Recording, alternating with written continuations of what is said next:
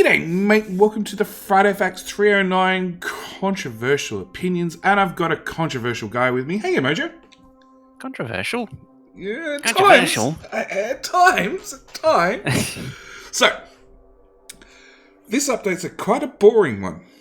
They're doing bugs. And there's a whole bunch of text we're going to read to you, which means you guys don't have to read the Friday Facts. So, good reason This to is tune the audiobook version. Yeah, this is the audio version. Good reason to tune in, so you don't have to read all the boringness.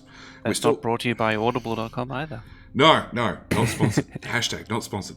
Hashtag please sponsor. Anyway, so they're doing bug fixing. Stable should be released next week, which we've heard for 3 weeks in a row now. So yep, it's coming next week. It won't be next week. But with some people on vacation, Ben, Jika, Kovrix, Clonan, and Swansea Q, and with the release of WoW Classic, it might be slowed down a bit. It's not coming out next week. It'll be in next week's Didn't Friday WoW Facts. Classic already come out? I just installed the Blizzard Battle.net so I could go play Diablo 3 because I've been informed a new season started like 12 hours ago or something. So yes, it's already released. At least that's what Battle.net's telling me, and it's telling me I should really download it. Also, didn't WoW Classic come out like months ago, or was that a beta? I have no idea. I think it was. I swear I remember hearing about this like 6 months ago. Maybe it was a player test realm or something like that. I don't know. Like an open beta. I don't know. I'm not playing WoW. That's the bottom line. But it seems like You shouldn't be playing WoW anyway. I should be or shouldn't be. Shouldn't be. Oh, good. I don't have time. I play Factorio. When I don't play Factorio, I play Satisfactory, so I have no free time. But at Woob, they don't have a very strict management structure, which leads to these interesting Friday Facts. Everybody is free to have ideas and opinions about almost all aspects of the game. This means with almost every change, we argue and discuss a lot before making a final decision. So we're going to go through some of the decisions, and they have, and I've marked it here in bright red for you. Keep in mind these are simply opinions and none of them will actually make it into the game, they say. They also say at the bottom that they might make it into the game. So you've been warned. Oh, yeah. Yeah, might make it into the game, but won't make it into the game after 1.0. Won't make it into the game before 1.0. But won't make it into the game. Yeah. It's just spitballing how they think. They're spitballing how they think in some of the arguments they've had, and then they actually said, depending on people's feedback, some of these might make it in the game, and turns out somebody already made a Reddit poll. So, we're going to cover all that during this Friday Facts. So, first one's from Twinson. And he says inserters should not chase items, which me and Mojo have gone a little bit back and forth about currently. So, yeah, just trying to make sure what it actually means. And it turns out that's what he means is, so I think, where is it? What are the first examples? Currently, inserters, they physically in the game track where items are on a belt, and then they're going to gather up so many items depending on where they're placed on the belt and all that sort of stuff, which means a stack inserter which carries 17, right, Mojo? No, 12? 12. Carries 12 fully 12. upgraded. Yeah. 6 unupgraded. Yeah, carries 12. God, he knows all the maths better than I do. Carries 12. In theory, might pick up 12, but if you've got like an uncompressed belt or a blue belt and things are splattered all over the place, it might not pick up 12. So there's a chance they might not work perfectly every single time. So they don't have precise throughput. So his proposition was remove the complex movement of item chasing, have inserters move to their predefined pickup location and immediately pick up the closest items in the case of the belt. This will make inserters have a constant throughput. We've still got stack size bonus and all that sort of stuff. Prevent all the issues with inserters getting stuck. Burner inserters running out of fuel because they chase items using fuel. Another one is you can get stack inserters on blue belts on facing undergrounds. They can get stuck chasing items and never grab. There's quite a few combinations. The one, look, everybody knows burner inserters because everybody's seen that one. And that's the classic one, is that burner inserters on anything other than yellow belt can get stuck chasing items. Yeah, and can run out of fuel. And the other one is stack inserters. You may have seen it if they're reaching over the back end of an underground to an underground that's coming up, I believe. It can get stuck. I believe it's both. I think it's both undergrounds. I think it's the ones coming up have the highest chance of getting stuck because it's further away. Yeah. And there would be an improved performance, possibly a significant importance, because they're not calculating inserters chasing the items through the entire swing, tracking the items of the belt, each tick, searching for new items each time one goes outside the belt like section that the inserter picks up from. Removing this requirement means less memory access to other entities and much simpler mathematical calculations. Since inserters are the second most commonly built entity, this improvements could lead to a big UPS boost. The catch is, it'll look horrible. Visually, you wouldn't see the item basically grabbing it. Well, it just sort of wiggle, if that even, as the item goes past. Yeah, and he already says that they can separate the animation logic from the game logic, because currently they're both tied, or they're both connected, which actually leads to like assemblers have a maximum speed. It doesn't matter how many speed modules you put in them, they actually have a maximum speed, which is based around the animation of the gears moving on the top. And I have no idea what it is. It's some ridiculous amount of speed, but technically they have a maximum speed where any more speed modules and stuff just doesn't make them go faster. But they can remove that, so like the inserter will reach across to the belt and magic will happen and things will go into the assembly machine and things will disappear from the belt and some hoodoo black magic will happen in the meantime to make items passing by on the belt disappear. Basically, that's the short of it. And he has this second point, and this is the one that really gets me. It removes some of the nice organic feel of the game. Yeah, and that's really that's the real big disadvantage, is that the movement of the inserters visually is one of the key selling points. It's visual, is that part, even though visually the game is brown and more shades of brown. Look, some of that visual movement is very core to it. Visually, the game doesn't have a lot going for it. Let's be honest. It's not a high graphics game. It is what it is. It's Factorio. We all know it's Factorio. But the brown game. But I will say it's the organic of seeing inserters move. It's also it's the one part of the game that sort of separates the good players from the great players from the expert players. Where I ask how many items does a stack inserter pick up, per swing, and Mojo tells me 12. That's a good player. Like when you go to a great player, it's like how many does it pick up when it's facing the end of a belt, or a belt that's turned left, or a belt that's turned right, all that sort of stuff. That's when or if it only has one lane. Yeah, that's when you go into that sort of expert territory. And look, on the wiki, and I've got it here, there is a whole bunch of tests done by Bilka. And other people. Yeah, and other people. Well, I think Bilka actually does these tests because they're pulled straight out of the game engine. And you can have a difference between 11.6 items per second all the way up to 15 items per second, all depending on the orientation of your belt and your stack inserter meeting your belt. And that, like, for some specific circumstances, that can make one hell of a difference.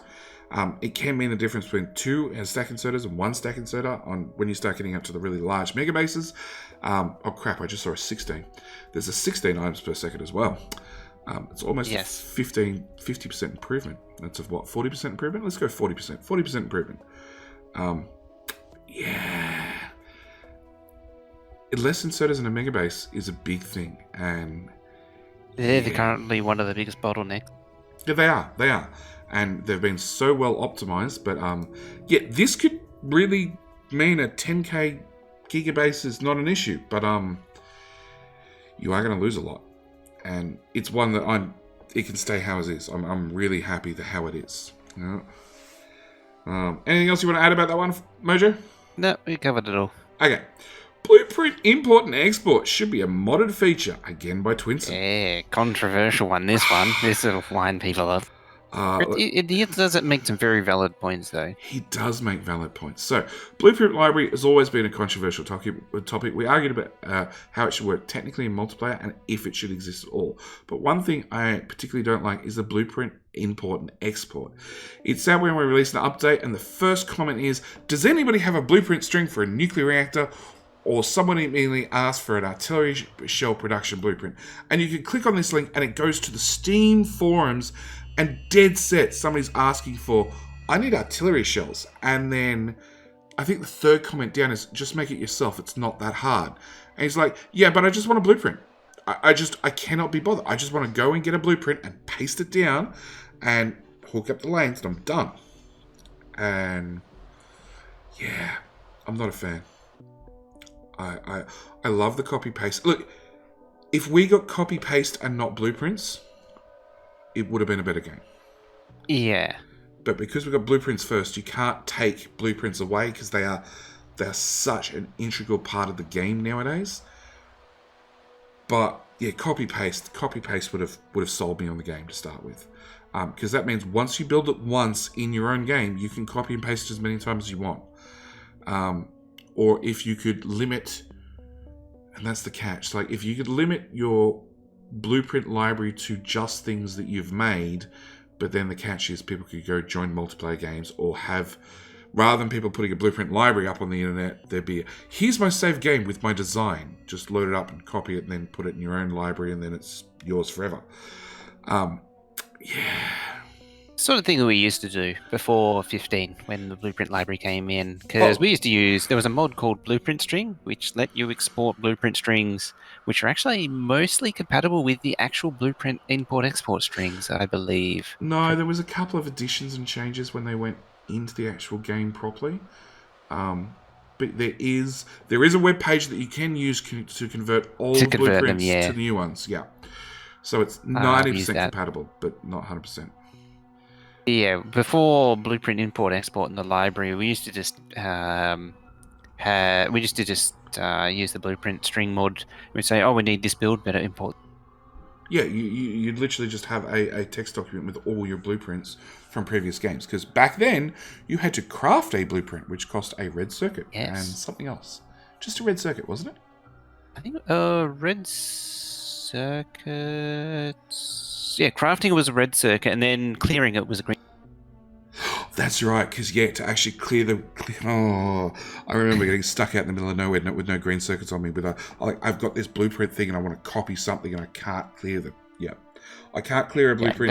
That was a good change to get rid of that one. That was horrible. That's actually also why the blueprint items exist as actual items, because they used to be craftable. Yes.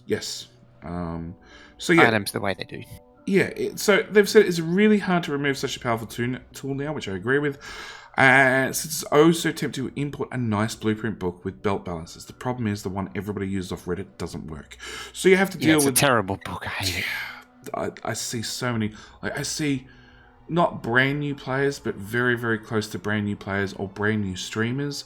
And people are like, here, I'll give you this link to this great blueprint book that just does all your belt balances and stuff for you.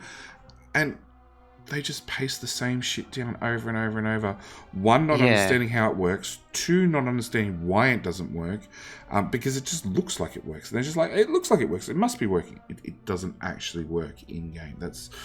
Yeah, and... Here, another one is, and on top of that, is that stacking balances. So you say, you have 3 belts and say, okay, so I need a 3 to 4 or something. And so they go 3 to 4, and then it comes to get to something else. This could be like 2 patches near each other, you go 3 to 4, and then, okay, I've got a 4 and a 5, so I need a 9 to a 8 to go into a train loader for 8 train wagons. So you got all these daisy chain balances. Yeah, when realistically you should have put down an 8 to an 8 to start with and take one of those lanes and shove it into the worst of the other lanes, and voila, done.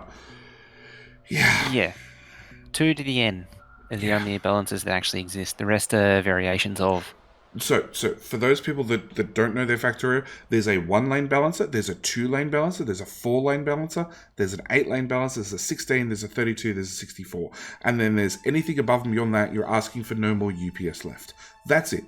There is no You're other doing balances. It wrong if you need more than 32. You're doing it wrong, really, if you need anything over, I think 16. 16's overkill.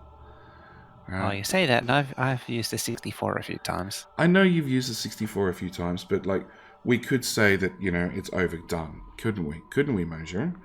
You probably could have done something better, but you went for the easy balancer. Yeah. If you need a 64-lane balancer for your green circuits, you really should be designing a green circuit build to max out the belt, so you don't need to balance it. Yeah, pretty much. And then you're only balancing the input, you don't balance the output, which is how you should do it. That saves a lot more UPS. But that's going off into megabase designing ideas and philosophy. Well, tangent.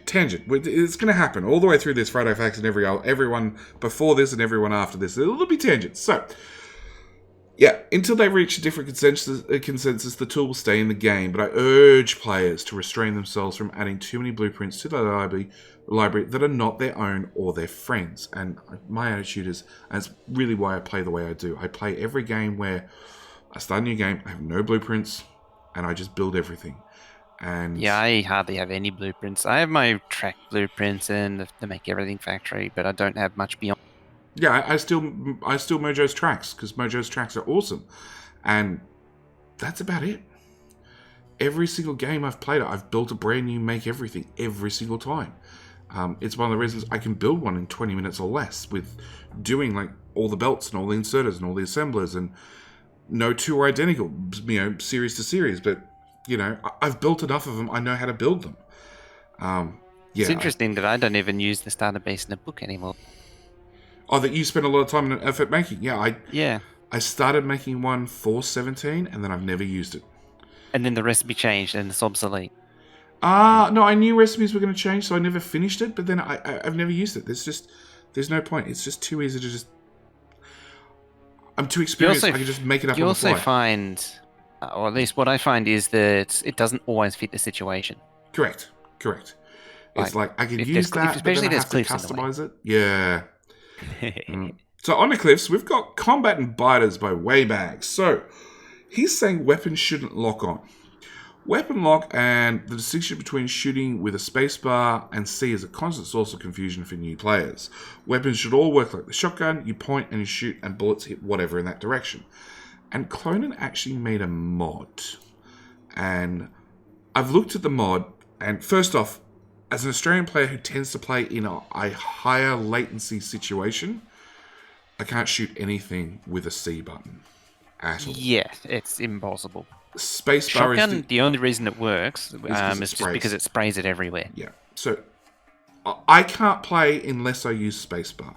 Now, if you want to add some sort of inbuilt delay into all the netcode for Factorio so I can play Factorio multiplayer online with not even a bad ping, but just a reasonable Australian ping to US and UK servers, and do combat with zero latency, which I already know they can't do because they're having enough problems with what they're doing currently, then go for it. Change it. I'm more than happy to change it, because I've looked at this video and it looks awesome with gun turrets firing, and like they hit biters, they miss biters. When biters are dead, the bullets continue going through where the biter was and hit other targets. I like it as an idea, and I will probably play with it on a future community map where I can't shoot anything. But, it doesn't work. It doesn't work currently. I think that's really the bottom line. For machine guns, yes. So my feeling is that for machine guns, they should just lock on and just be perfect hit scan. Well, for all the other weapons, there's no need for it. So flamethrower, it's spray and pray like shotgun. Well, flamethrower is to a certain extent. It doesn't really lock on. No, when you hit spacebar, it just shoots.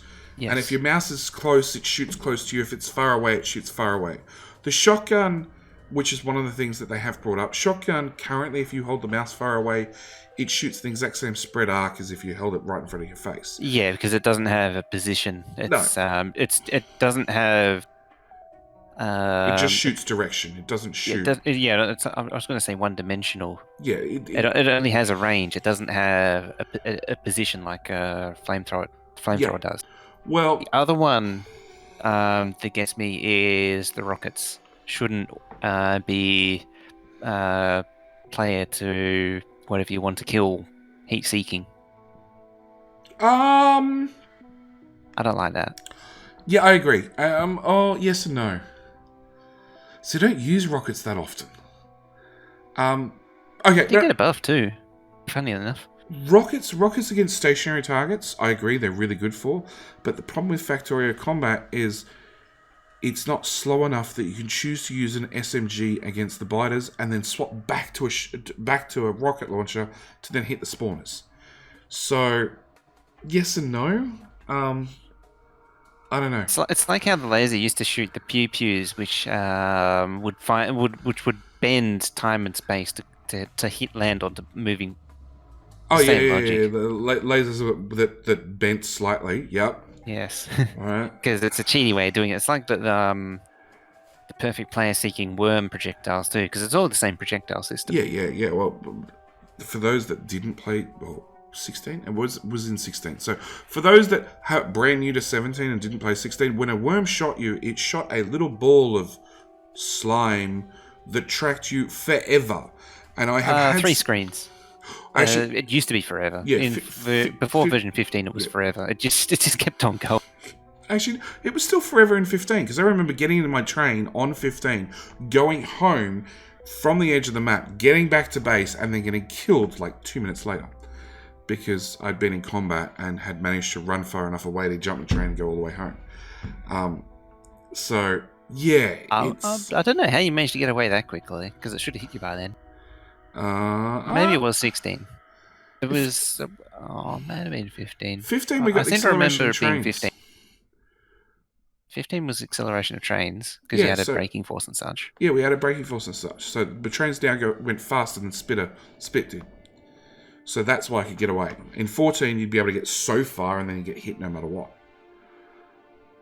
Yeah, but I'm pretty sure it changed in 5th. Someone's going to correct it anyway. Yeah, somebody down in the comments can tell us which one of us is right and which one of us is wrong. 9 times out of 10, it's Mojo. But, occasionally I get a win. So, Waybags also says biters should be more aggressive and probe your defenses. Yes. I tend to agree with. Currently, you can get away with just walling off part of your base, responding to attacks as they come, leaving the rest fairly open. This runs opposite of what most new players, and I love this, citation needed, would expect. The counter-argument makes the games less fun because you spend way too long building massive defensive walls instead of making a factory. My counter to that is a lot of people making defenses is very fun. Everybody loves turtling in RTS games. Yeah, who doesn't love a good turtle? But at the same time, being lazy is also good too.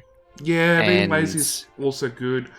On top of all that, the AI in a lot of RTS games is not that great, so even if you just defend off a small section... Yeah, surprisingly dumb. You usually just need to defend a small section, because you knew the Roy's going to come there, good old classic Red Alert and the Command and Conquer series. The AI, you sent attacks via waypoints, so you could exploit that to no end. Yeah, and on top of all that, I think with Factorio, people put down the defenses, and then they always end up building into them.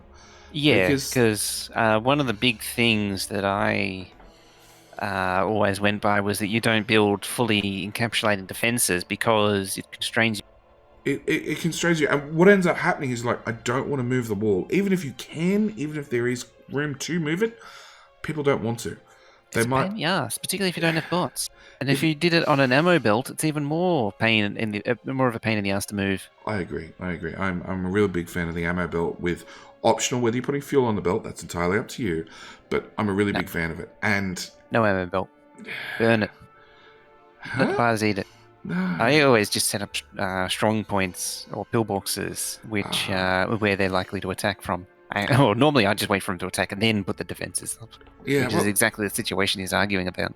Yeah, but they should be able to probe the defenses and find a way around it. I hate that they don't do that. I'd like them to probe the defenses because, as I said, I like the ammo belt. I like the gun turret ammo belt.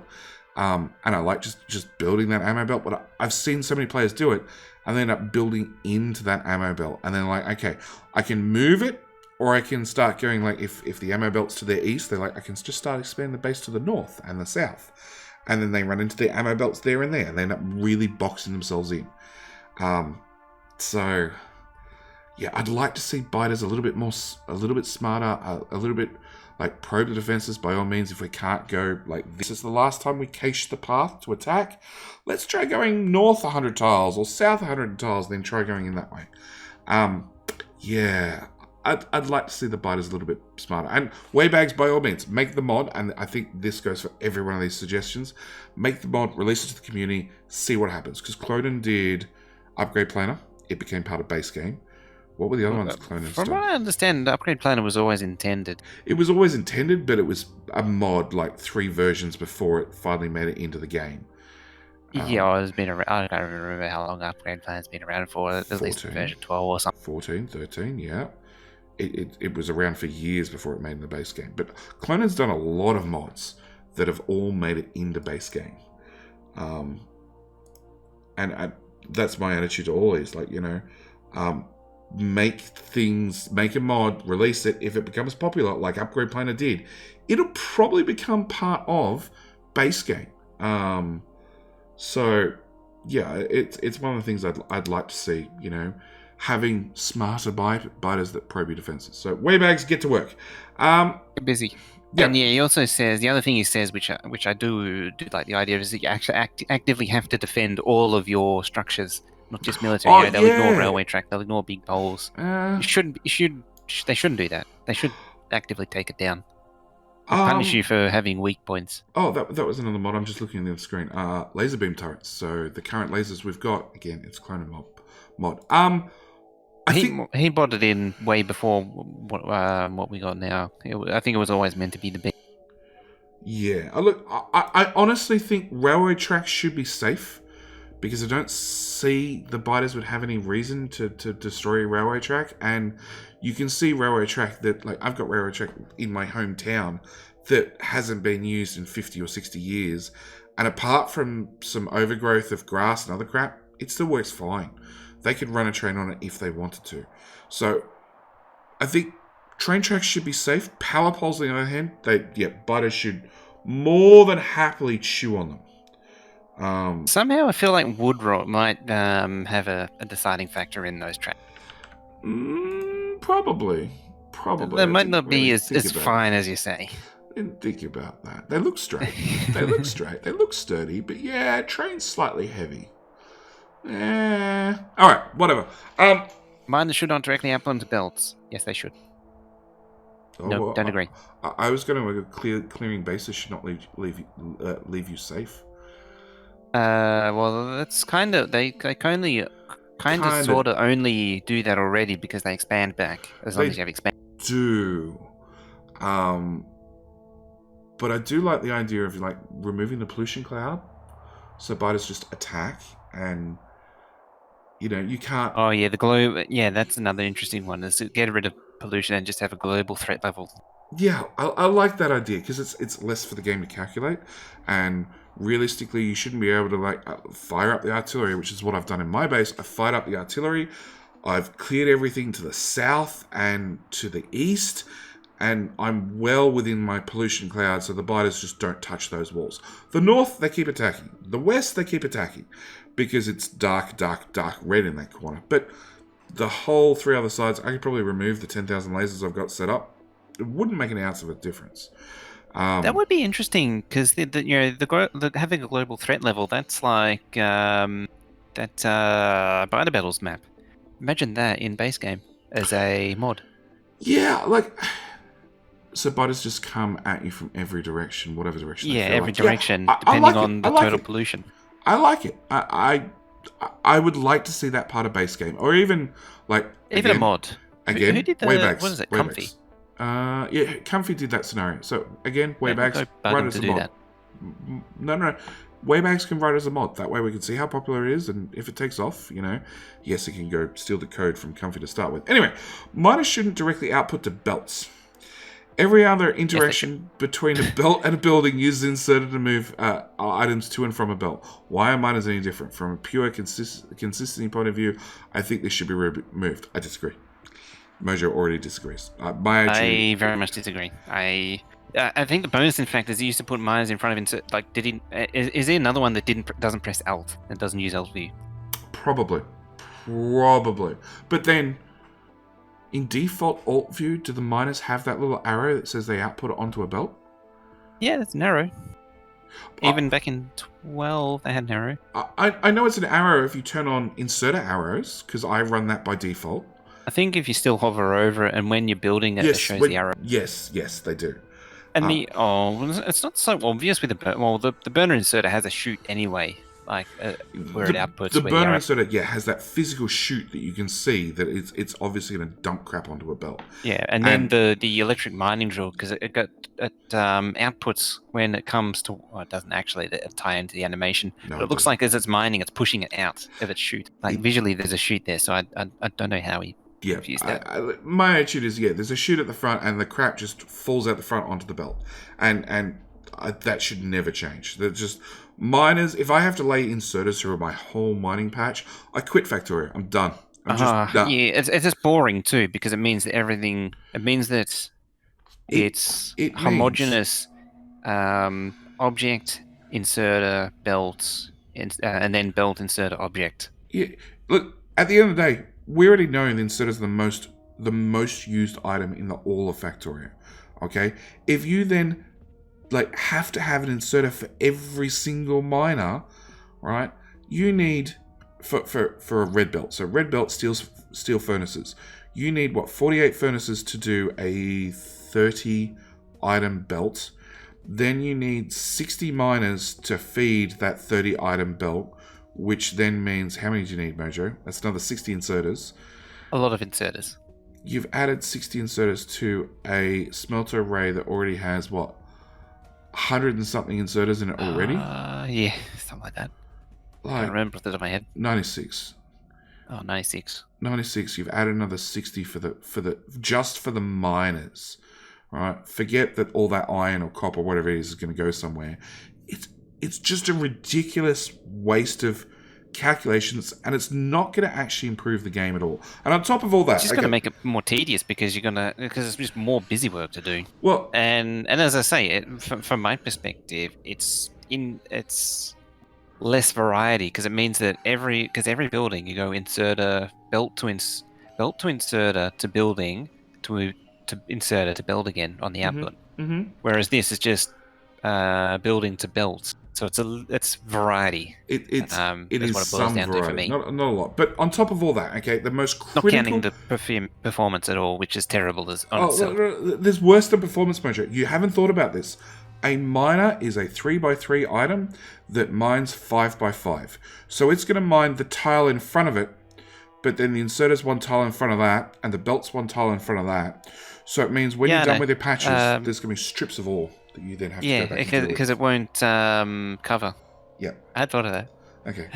that is probably the worst thing. So UPS and then strips of ore. I'm going to have to cut my whole mining patch, move it up 3 tiles, and put it back down after it's done. Yeah, not doing that. Yep. Yeah. They'd have to increase the 5x5 for that to work. No, it still wouldn't get underneath the belt. You then have a 1 tile strip. Oh yeah, it would too. You'd have to go 7x7. Yeah. So boilers shouldn't have a water output. I don't know how this works. One stumbling block that almost every player hits when they've been doing their in-house testing and having brand new players come in they've never played before was connecting the steam engine to water output of their boiler instead of the steam output. And again, I think this just comes down to the game should automatically turn on alt mode. Like nobody who has turned on alt mode ever turns it off. Ever. All of these problems are derived from alt mode not being on.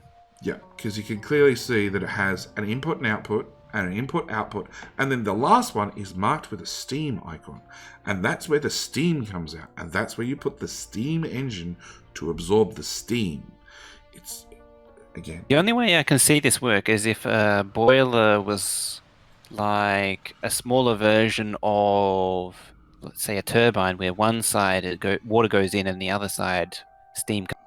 And then you would line them up in a line, then run water below it, and then tear your hair out because you realize you need either a long inserter or some voodoo black magic to get the coal in or the fuel in. It would literally require you'd have to run all your boilers in a row and then run a pipe in front of them to hook up all the water.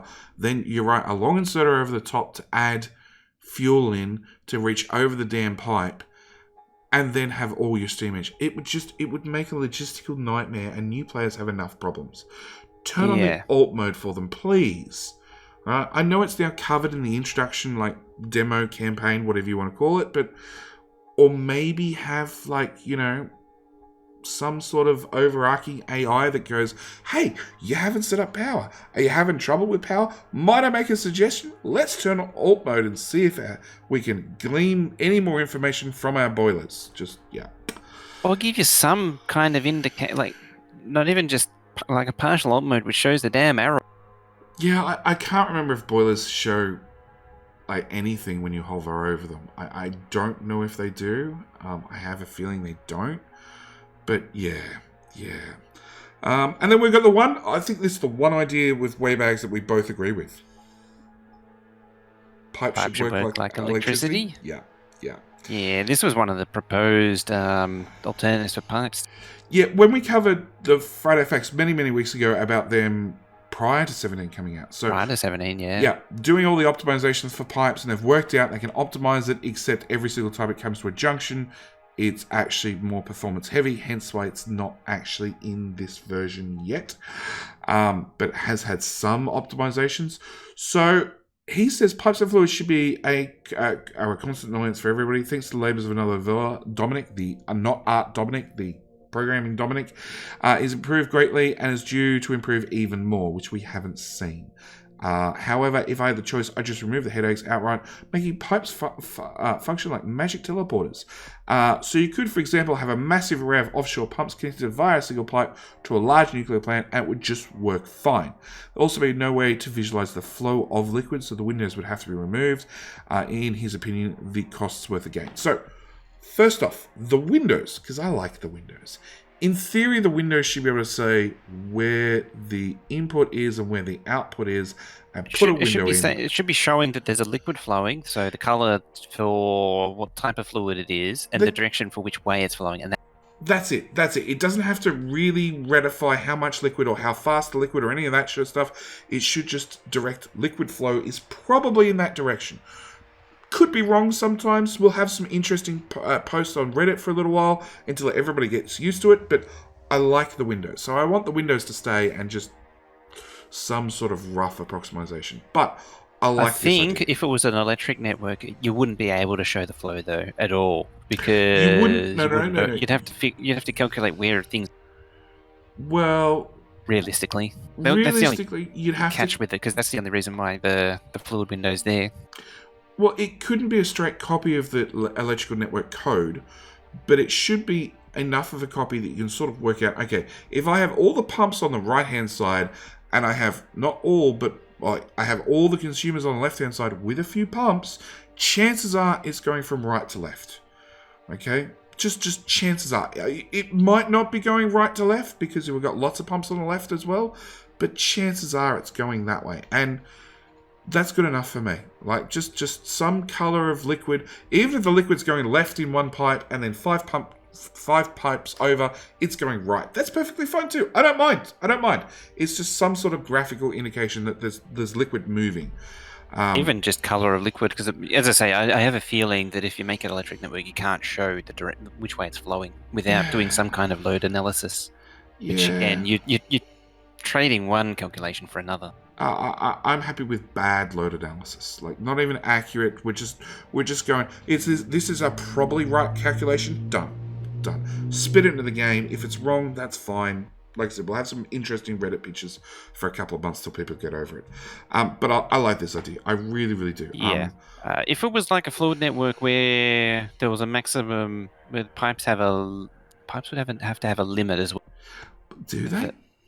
Realistically, for it to be like electricity, in fact, for it to be like electricity, you could be like the current electricity system, or it could be like actual electricity, and it could rely on Kirchhoff's current law sort of arrangement.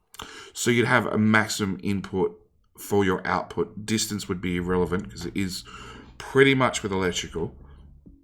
You could treat. Pipes would be wires.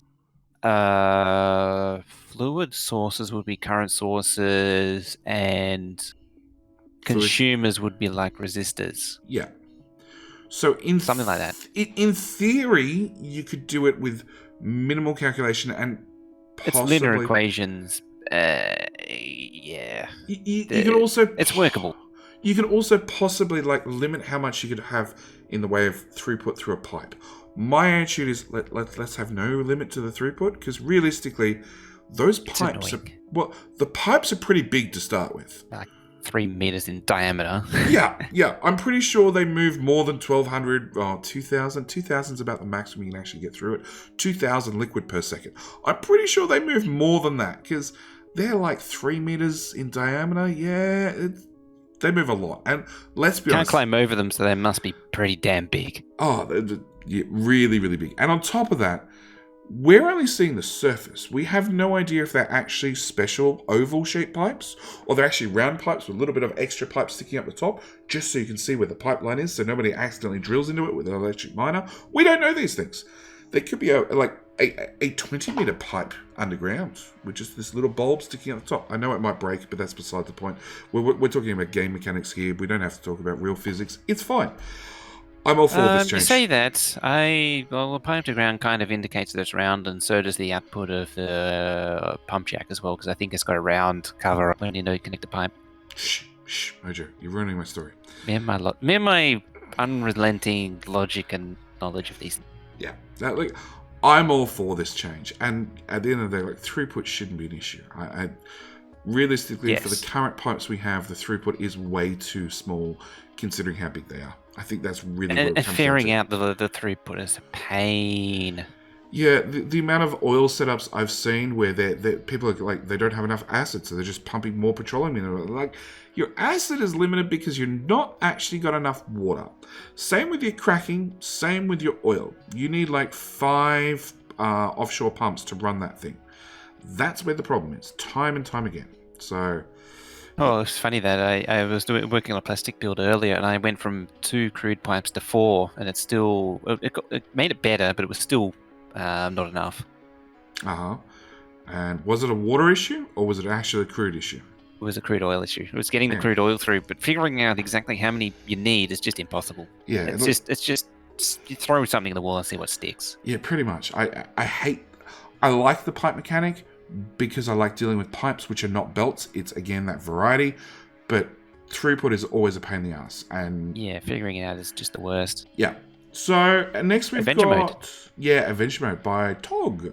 So he can't get his wife to play Factorio with me because she's really not into the factory building. But she and I have been playing a lot of Satisfactory because it gives her a reason to explore the map and discover new places and collect items. She likes lizard doggos. Lizard doggos are really tasty, I hear. So the obvious change would be we make Factorio to accommodate that playstyle would be to scatter useful items around the map. There are mods that do this already. But the second aspect leads to Factorio not being very exploration driven, and you can see ridiculously far and nothing obstructs your line of sight. Who needs to explore when you just pop down a few radar towers, which I agree with. It doesn't have that explore function because, you pop down some radars and walk away and leave a radar to scan. Or if you're impatient like myself, and I'm sure I've seen Mojo do this, you have a blueprint with 80 radars, you dump it down, you wait 15 seconds, the whole lot scan at once. Yeah, you probably got that from our seating. He had one that did that. Yeah, well, I've made some. I can't be bothered. I'm just going to pop this down and then I'm going to run out further with large power poles to bring the power network out and dump down another one. And yeah. Arguably, that's the whole idea of the game is you automated exploring right there. Yeah, or nowadays I just use artillery because they can shoot farther than the radar can reach. As soon as artillery came out, it was discovered that was a perfectly good way to explore as well. Yeah. Drive it out to the front line, shoot at the maximum arc, drive it back and go, I've just explored half the map. And made the game and just lag. aggro every biter and lag the game out permanently. That's fine. Speaking of line of sight, so he took the inspiration from Ultima 3 in line of sight simulation in 2D games, which Ultima 3 is before my time. I know it was a big game. It's been a big game for Mojo did the research. 11 billion years. Yeah, it turns out this was from 1983. I didn't even know. I thought it was from late 80s. It was from 89 or something. I remember Ultima in the late 80s, early 90s, but obviously that was 5 or 6. I don't remember. I remember I sort of remember Ultima 6, which I've got for the. I've never played any of the Ultima series. I don't think. I don't think I've ever actually played it properly. I think I've like opened it and then poked it and then maybe made a character and that's. Yeah. And I do have Ultima 1 somewhere. Oh wow. I think.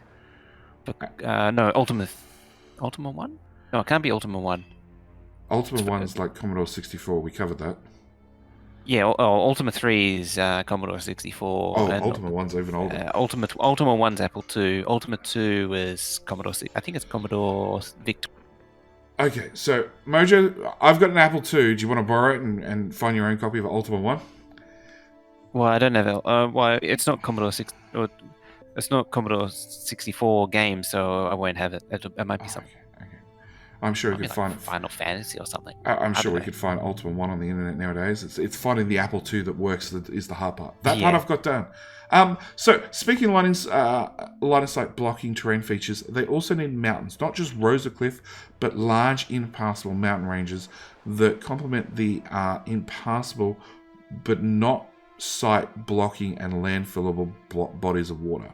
So I actually would have liked if I actually like the idea of Chris being line of sight blocking. Like, well, currently it's like Red Alert where the cliffs don't exist. Are just the cliffs don't actually exist. Well, they don't exist in any of RTS game for the most part. They're just visual. Again, hand drawn maps. They do. Again, when later cliffs games, came out, which are still 2D. Yeah, look. Using the same 2D engine, the cliffs don't exist. They're just impassable. Yeah, but there's extra logic to determine whether or not you can look down them or up them. Yeah, so which later games added. I think Age of Empires added that. I think so, and I think maybe you got a Age of range Empires bonus 2. I can't remember. if you were up higher, rather than down lower. But yeah, look. Cliffs, when they first came out in Factorio, I liken them to the old Command & Conquer. They don't actually exist. If your map's handmade, you can really give that perception of height differences. But realistically, the cliffs in Factorio, because they're all procedurally generated, most of the time they don't work and just make funny Reddit posts. They're just a mess, and they don't really give any perspective of height. But he is saying, since Factorio already supports multiple surfaces, there wouldn't be too much of a stretch to add a cave system, preferably with an odd topology underneath the surface with entrances in the mountainside. I'm not sure that making Factorio, vanilla Factorio, more fun for people who want to focus more on exploration itself is controversial, but all these features take time and energy to build and maintain, and Factorio isn't supposed to be about exploration, so it hasn't been a priority. Again, There's a mod for that. I'd like to see, like, I haven't seen mountains, obviously. I think the original Ditech did that. Really? Okay. So I haven't seen mountains. Did it badly. I haven't seen an entranceway into a mountain to give you a different surface. Obviously, I haven't seen line of sight being blocked by mountains and stuff. But it's pretty much impossible. I think I like this idea as a concept. Look, he does say forests would be much more meaningful if you couldn't see through them, which I do agree. Like forests, the fact that I can just look over the top feels a little bit cheaty. By the same token, I guarantee you, if I used my machine gun or my pickaxe to drill a hole right through the middle, I'd come out in the middle of a biter base. I know it would happen. Yeah. But like, I don't mind this as a concept. Again, I think the only way I could say yes or no to it is to have even a badly written mod written up for it. Like, I do remember there's a couple of mods. There's one that puts large assemblers out in the middle of nowhere that you need to go. Oh, that one. Yeah, I can't even remember what it's called. Whistle Stop. Now. Is that it? Whistle Stop? I think that's the playthroughs that people made around. I think the mod might be called Whistle Stop, and I don't want to bring it up on the next screen. So, I think it's Whistle Stop that puts really, really large assemblers out in the middle of nowhere that just have an insane crafting speed. Big factories. Big factories, yeah. And I think there's also... I know there's another mod that puts random loot crates out on the map. Yeah, I remember that one. So, like, half or part of the code's already done, Tog. Like, maybe see if you can get the wife to play those two and then see whether you can get her into the rest of the game. And then maybe make us some mountains. I guess. Another one is, I was going to say, the one about the caves is Surfaces mod, which lets you go up into the sky and go down underground. Okay, okay. I haven't seen that particular mod, It's but been like, around since for like 1 billion years, that one, okay, Surfaces. Since Surfaces was the thing. okay. So like, some of the code's done. Like, string the whole lot together, put it in one big mod, release it to the community, see what happens. Next one he's got is robots should take up space and time, which I read the title and I'm like, that makes no sense. Yeah, this one needs a bit to digest. Yeah, so in my estimation, the main cause of bots becoming overpowered in late-stage factories is they take up zero space. Large amounts of logistics or construction bots can occupy a single point on the map and take zero time to pick up or drop off items or to deconstruct things. This leads to the following. Laser turret creeping enemy bases is trivial because construction robots can instantly place enough turrets to overwhelm all the biters. There is no reason to mess with belts when all the belts can teleport. When bots can teleport unlimited resources between storage chests. He also says buildings take time to construct, such as they do in Total Annihilation, would to some degree solve the problem, since a already dug-in force would have a chance to defend itself whilst turrets are being built, and bots taking up space, so they have to queue to pick up and drop off items, would solve the problem of bots being completely obsoleting belts to transport large amounts of items quickly. You need to spread out the pickup and load boxes to give many robots space to work. So that's actually a funny one too, because in Total Annihilation, the aircraft construction units can occupy the same space as each other. They don't collide, just no, like they bots do in don't. Factorio. They don't. And So you can have like 100 of them all building big berths and then just all float through each other. and The key point, though, is it takes time to construct, which is actually something I'm surprised the game doesn't have, where the bots instantly, they don't rely on building, placing time, or deconstruction time. but you don't either. And that's my counter argument. And going back to Total Annihilation, like if you go one step further from that being Oh yeah, Supreme Commander. Yeah, you don't. It's instant place, but it's deconstructing stuff that takes time, and that's something that at the very least should be in the game, really. So we can place things instantly, but then when we deconstruct them, there is some sort of delay, being the pickaxe has to pick it up. Of the progress bar. Yeah, so you reckon bots should have some sort of Sort of delay like that. Yeah, I don't, because like removing stuff, deconstructing stuff, it's normally like I've made a mistake, it's off by a tile, I just need it gone because it's old. And whether it takes each bot 0 seconds, or say, like, worst comes to worst, say 10 seconds for one bot to pick up one belt, do I care? Chances are no. Nope. If I'm moving stuff over by a tile, probably. Then it's just going to piss me off for about 9.5 seconds. Admittedly, the time to deconstruct does really upset the whole undo feature. Yes. Particularly if it's partially placed, because then it's got to pick it up again. Yes, and I just did this the other day where I put a build down and then need to move up a tile, and I cut the whole thing, moved my mouse up one tile, put it back down, and then waited forever for bots to pick up what was already there, whilst new bots were hovering right above it, trying to put the new stuff down. It was really annoying. So I don't agree with any of this, and especially like we're both mainly belt players. Yeah. I don't think bots are OP. They're really good at super high throughput for a super short distance. I know you use them heavily in mining outposts. Yeah, I do like using them for mining outposts because you can just pull more out of a miner faster with a bot. You can't do that. Yeah, but you have you don't really have extra inserters. You probably have less inserters overall. You can load trains faster. You can basically the throughput of your mine is really limited to how fast those inserter arms can shove from chest to train. Yes. That is the maximum throughput issue.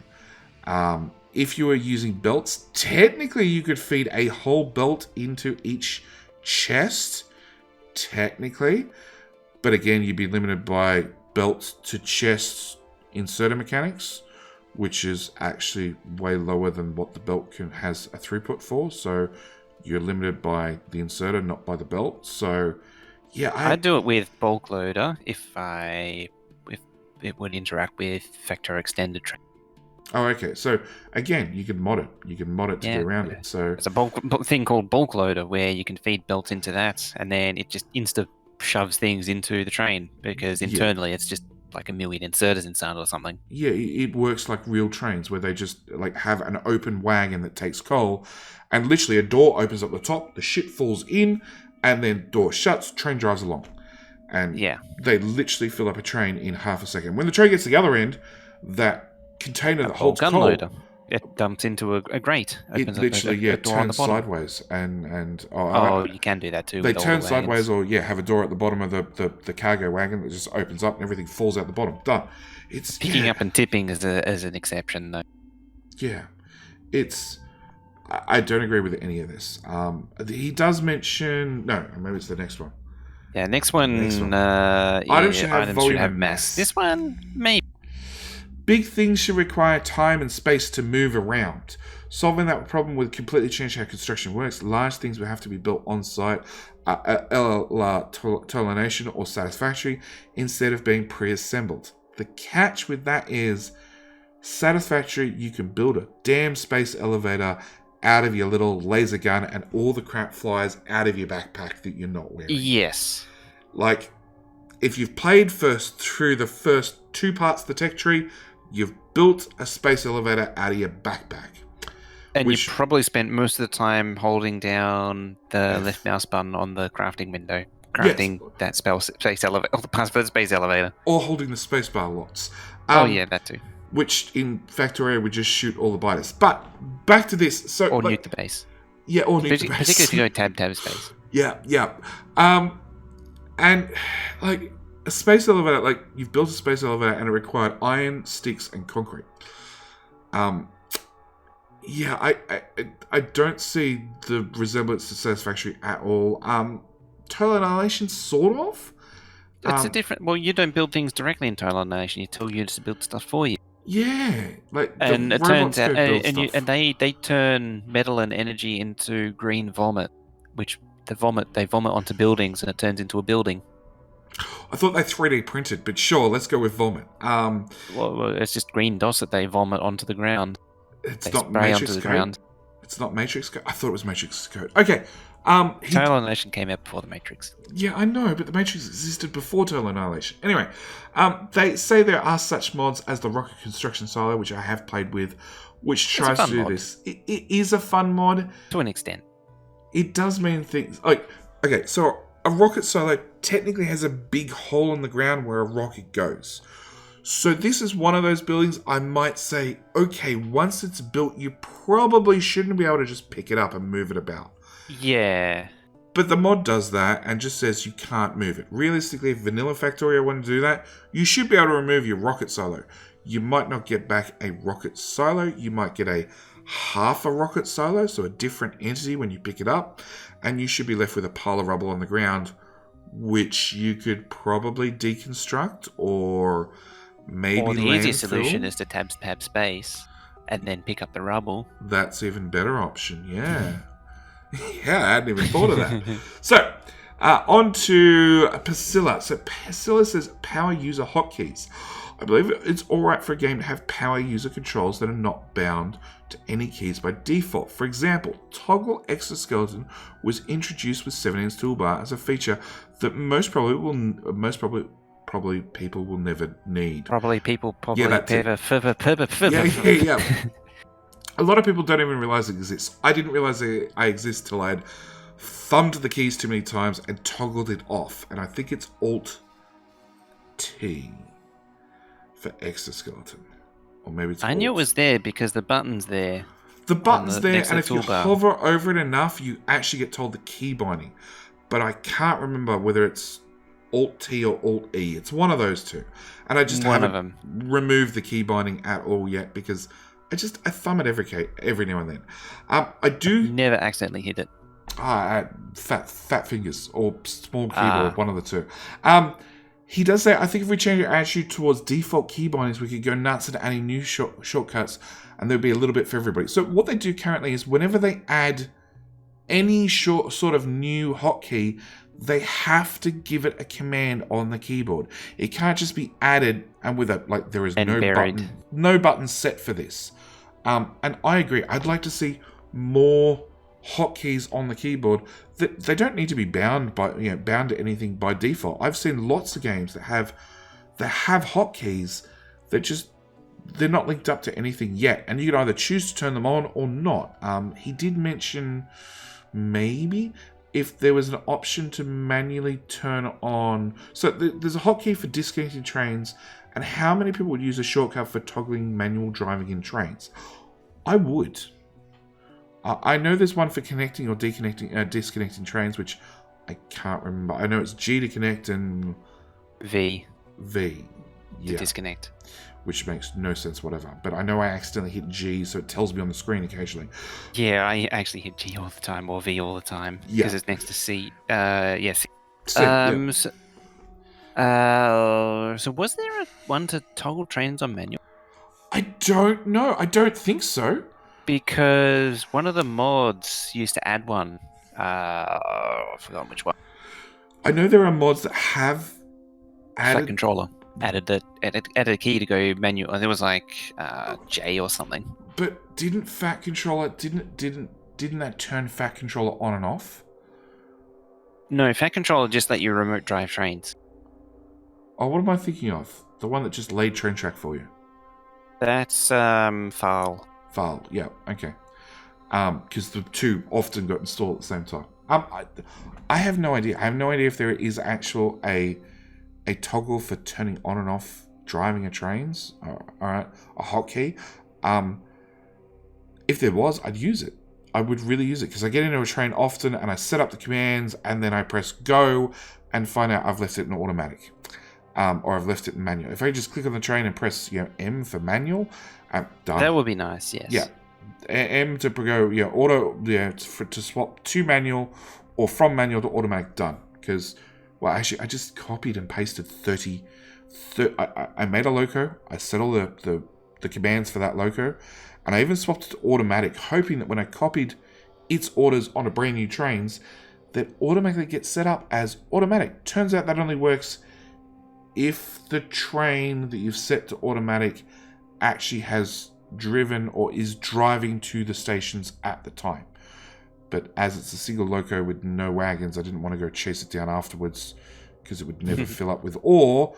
So obviously it was on a little bit of dead track by itself. So yeah, if I could just copy and paste and then when I'm done each paste, I could just Alt-M on the train and off it went. Done. Solved. I'd love it. I would be all about that hotkey. Maybe not Alt-M, but just something for manual driving. That's the only one I could think of, which I'd be all about. Yeah. And then we've got mining furnaces and assembly machines should return the ingredients for in-progress recipe. And it's such a specific one, and it's such a nice eating one. It's... I got to the Friday Facts, I'm like, oh, okay, we've got a log post by a lot of people. And I'm like, oh, wow, did our seating have anything? And it's right at the end. And it's...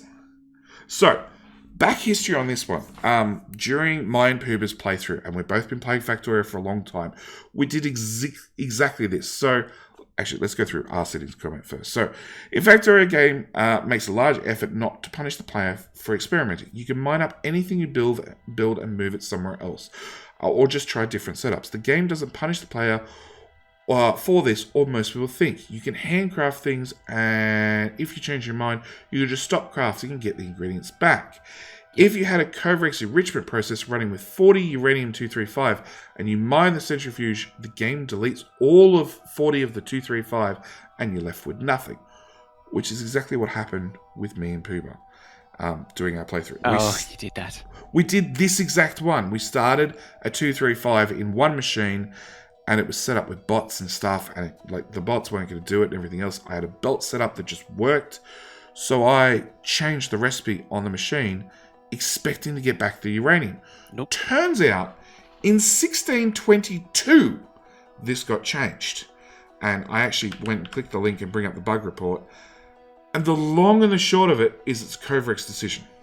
Yep, he decided that it deletes the items, which is how it's always worked. Which is actually interesting because back in the old days, a lot of people used to say that no, it moved it to an invisible inventory. No. Like, if I change the recipe on a chemical plant, if I change the cracking recipe on a chemical plant, the fluid that's in that chemical plant will flow back into those pipes. Mojo's thinking. I'm actually just reading the thing. Okay. Oh yeah, that's right. The productivity abuse. But yeah, the fluids get pushed back out. Yeah. So in that case, you actually get the material back. It might not be physically what was in the process of crafting there and then, but I think. Oh no, it's not what's being crafted. It's what's in the storage, which you do get returned anyway. What's in the storage? So it's consistent if I put in 46 235, I get back the 6. I wouldn't get back the 40 because it started processing that. But it used to be in Factorio that when you cancelled it, if it hadn't completed that crafting cycle, you got everything back. And then it got changed. And the reason is, and I went through the whole bug report, basically is if you have a building that has over 100% productivity, say 150%, you could wait for the productivity bar to complete and get the free productivity item and then change or cancel the recipe and get back your original items. And that was Covrex's, his argument. His only argument. And there is a lot of comments from a lot of other people after Covrex made his decision that disagree. And I've got to say, I disagree as well. I think you should get back all the items. And 9 times out of 10, it really doesn't matter.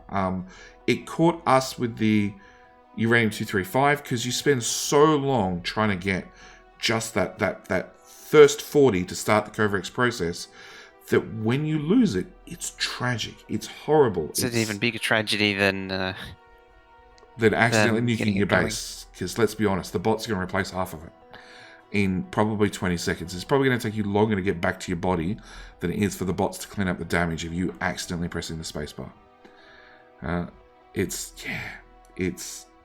I don't agree with this change. And I know it's been in there for a while. Both me and Pooba actually thought you get back the items, and we were both 100% positive of it. I actually even made a comment of a bug in the video, and then had quite a few people correct me and be like, no, it's changed. It's been deleting it since forever.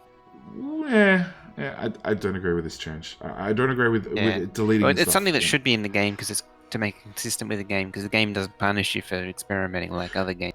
Yeah, and again, back to like the fact that technically with a productivity bonus of over 100%, you could get free items out of it. Somebody in that post and made the exact same comment that, if you rotate a belt like 4 times, you can over compress the amount of items on a belt. Yep. And technically you could have a higher throughput on your belts if you went through whilst they're all paused and over compressed each one. And technically you could get more throughput for a fraction of a second. But nobody ever bothers because it's too labor intensive and you can't automate it. You can't automate it. And that's really what it comes down to. In Factorio, you automate stuff. You don't build crap manually. You automate everything. So the chance that you can set up a whole bunch of assemblers that have a productivity bonus of over 100%, get free items from them, and then what you have to do? You have to set them up in a row and then copy a blank recipe over all the assemblers. No, because you'd have to do it manually, because if you copied them, you didn't get the free resources back. So you'd have to physically open each assembler, cancel the recipe, then restart the recipe, and then before it finishes its cycle to actually consume those items, you'd have to cancel it again. And on one assembler, it's not worth it. On 10, maybe it's worth it. But it's a lot of setup to get it going on 10, and you have to get a lot of things right. Yeah, realistically, all you can do is get a few. Oh no, you can't even do it to get a few free modules because it's something that needs productivity. So you're kind of limited. You are really, really limited in what you can use it for. It's stupid decision. Okay, I'm saying it out loud. Stupid decision. All right. So that pretty much brings us to the end of the Friday Facts. Is there anything else before we? Nope, that's it. Okay. It's food time for me because it's been over an hour. It has been over an hour. There is one more thing. So over on Reddit, somebody has actually made a vote for every single one, or a poll for every single one of these options. Oh, yes. If you have thoughts and you have comments and you agree or disagree with some of these, or you'd like to see them in the game, or all that sort of stuff, go over to Reddit. Links at the end of the Friday Facts. I'm not even going to put it in the description of the video. Go over the Friday Facts. Go to the Reddit post. Go vote if you really like some of these ideas, really hate some of these ideas. I think the only one I feel strongly enough about is pipes should work like electricity. Everything else, Yeah, I'd like that. I don't really care. I don't really care about most of the other ones. But yeah, I think that's going to be it for this Friday Facts. Again, a long one, but lots of sidetracking, lots of things to cover. And yeah, we're done. So thank you guys for watching, as always, or listening. And we'll see you guys next week. All right, bye. Bye.